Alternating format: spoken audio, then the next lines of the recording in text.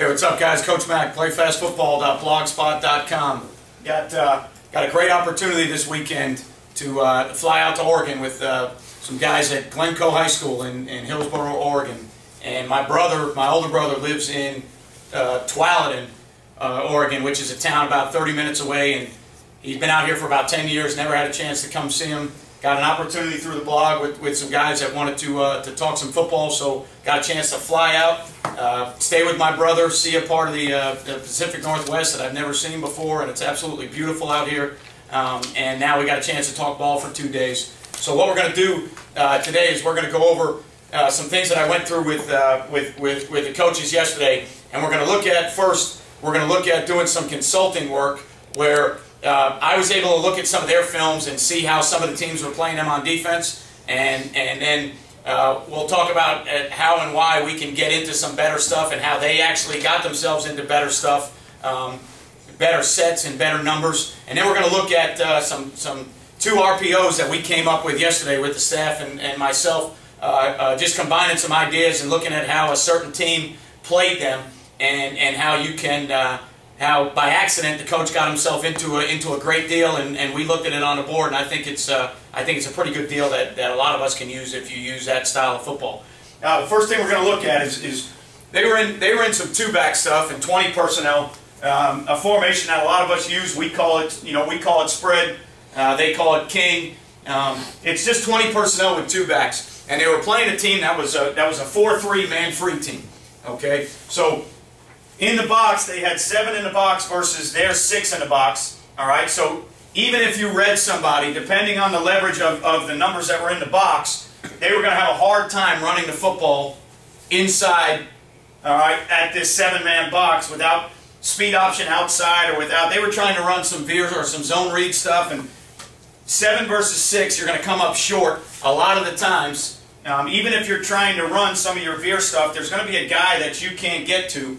Okay, so it was apparent that the other team wanted to be a man-free team. They wanted to be a post-defender team. Maybe it was 3 deep, but a lot of it appeared like it was going to be some man-free stuff. So when we watched the cut-ups of the 2-back stuff, all right, didn't have a lot of success trying to run. I think speed option was their best play, but trying to run some veer, or if you try to run ISO, you're going to be short a guy. If you try and run veer or zone read, you're going to be short a guy. The best you can do is leave somebody away from the play unblocked, all right, but you're never going to be able to block all 7. So one of the first things they did, all right, that was interesting, and I think it equated a lot of things for them, they put another sniffer in the game, okay, and they left the slot set, and they put another sniffer in the game, and what happened was the other team defended the slot set the same way they defended the 2-back set.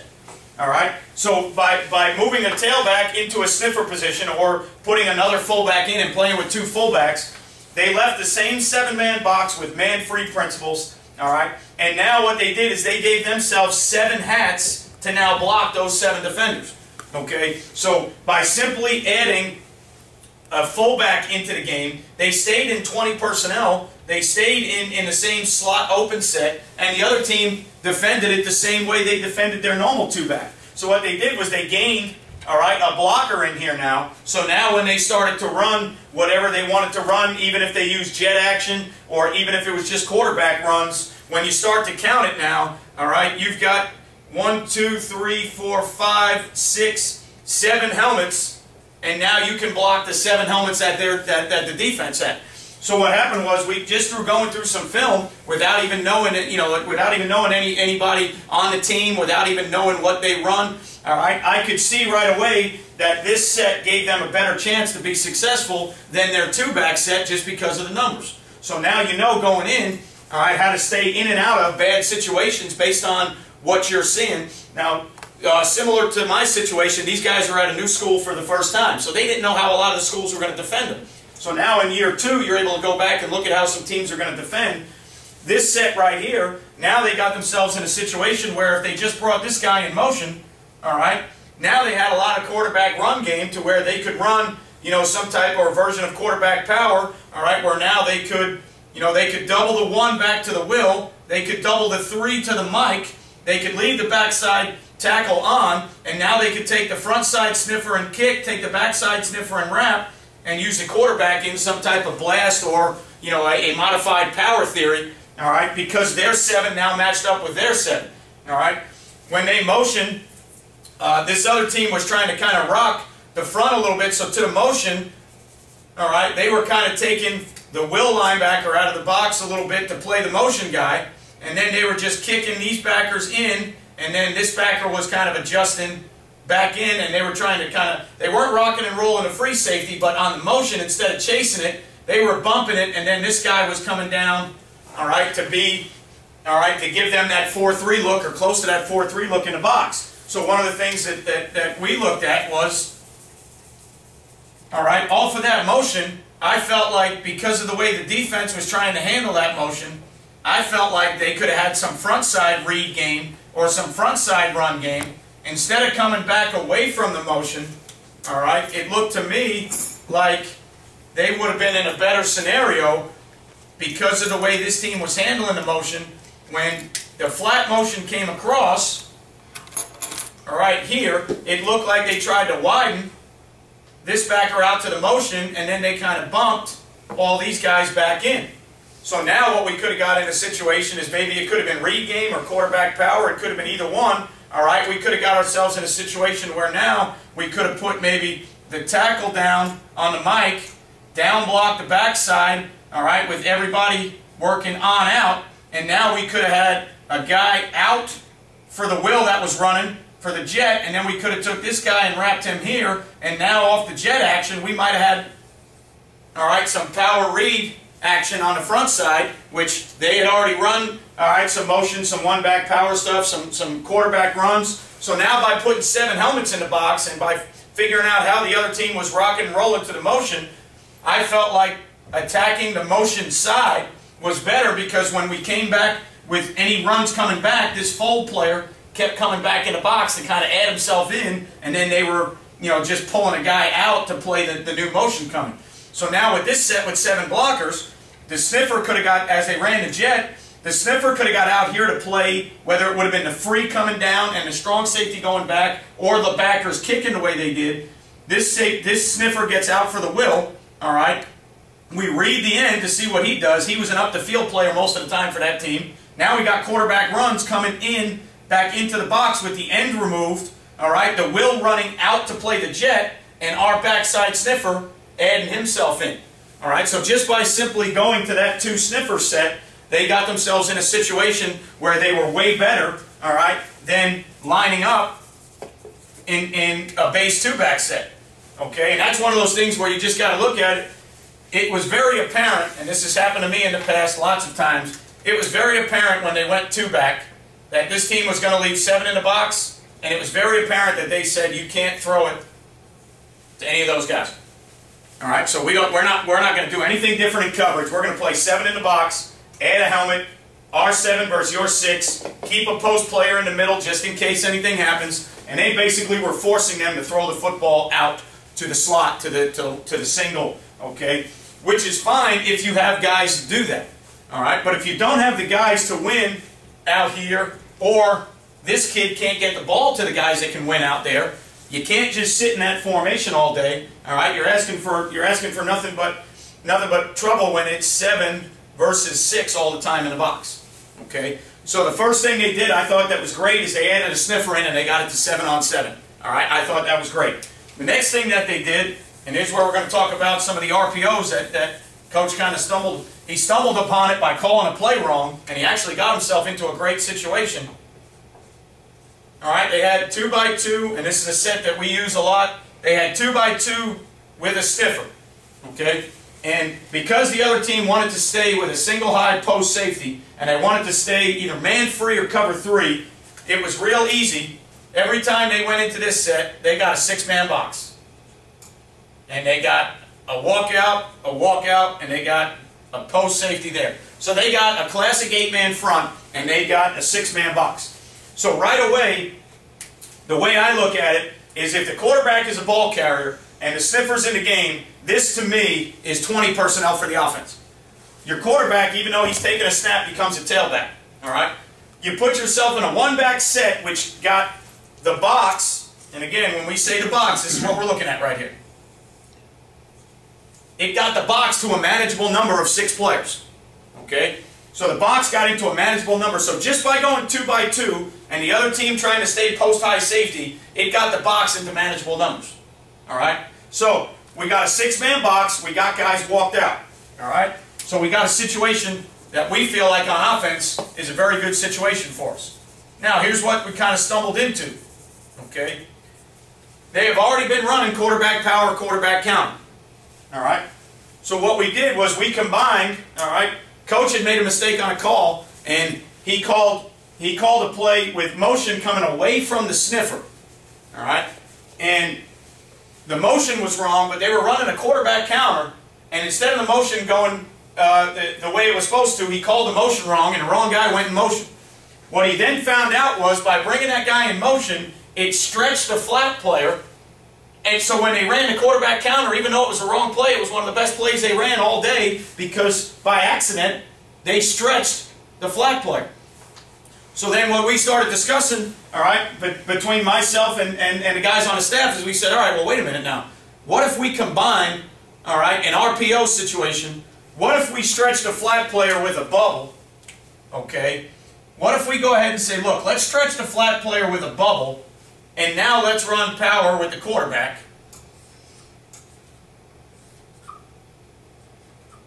Okay? Not power read, just regular power where we're going to kick. And now let's have our quarterback, one step, read the flat player. So let's have our quarterback just take one step, punch, look at the flat player. If the flat player is out with the bubble, okay, which if it's man-free, that's who he's going to play. So if it's man-free, we can eliminate him. When the bubble goes, he'll run with the bubble. We punch one step, he runs with the bubble. Now we're running power at a 6-man box with nobody but the free safety left to fold in.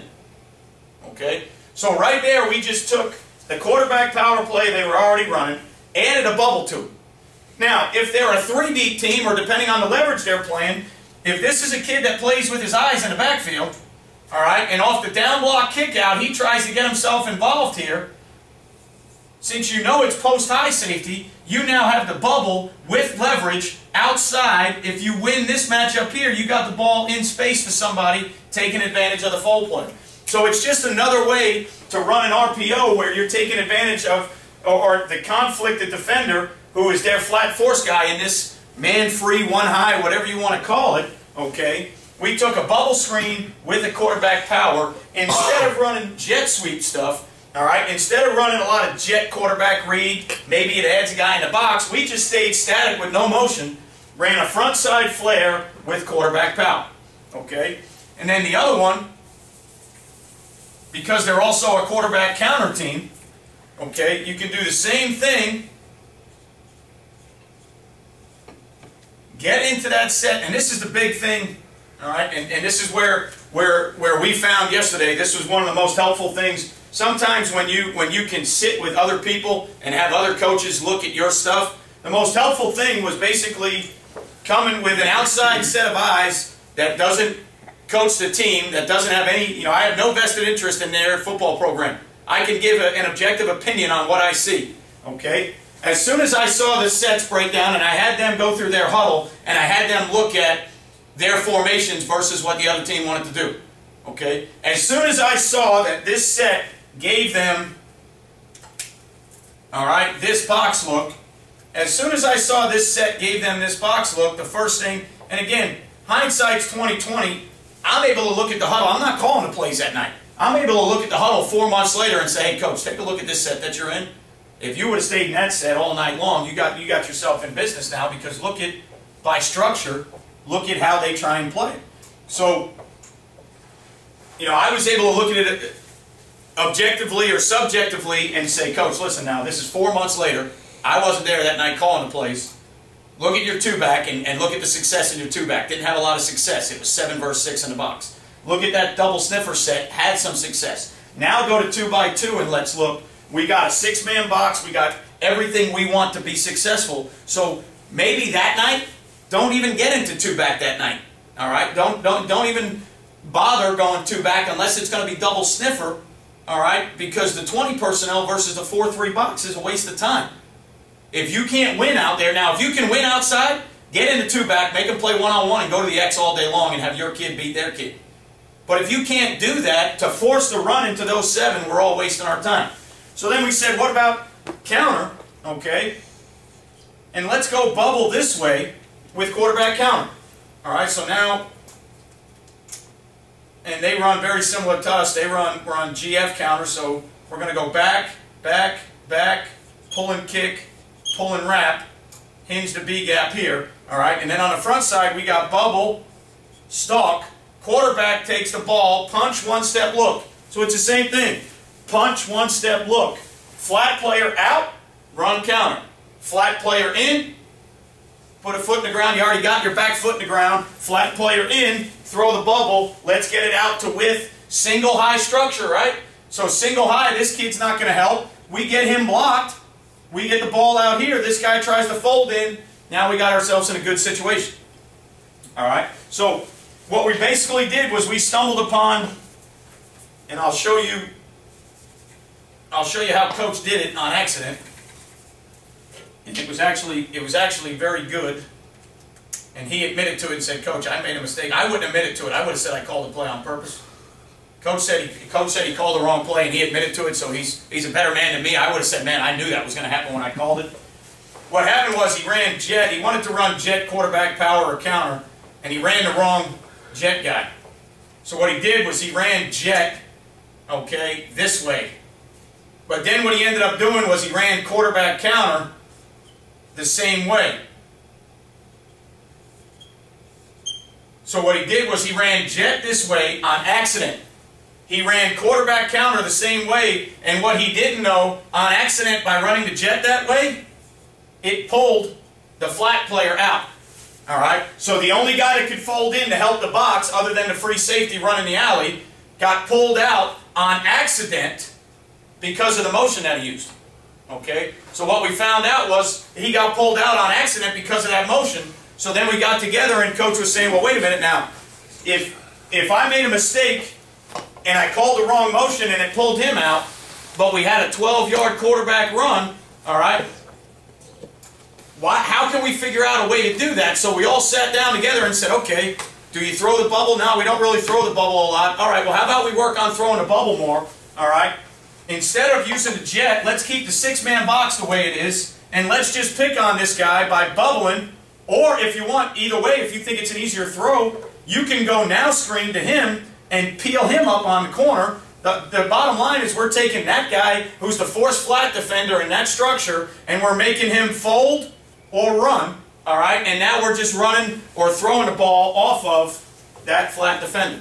All right, so what we did, all right, by being able to sit down collectively with myself and their staff, with none of us have either to do with each other, all right? We're just guys talking football. I can look at their stuff without having anything attached to it and say, hey, guys, this is what I think I would do, I think you should do, all right? And then they were able to tell me and come back and say, Coach, here's some things we tried, and look what happened. And we were able to put together 2 new RPOs out of 2x2 with the sniffer, running bubble with quarterback power, bubble with quarterback counter.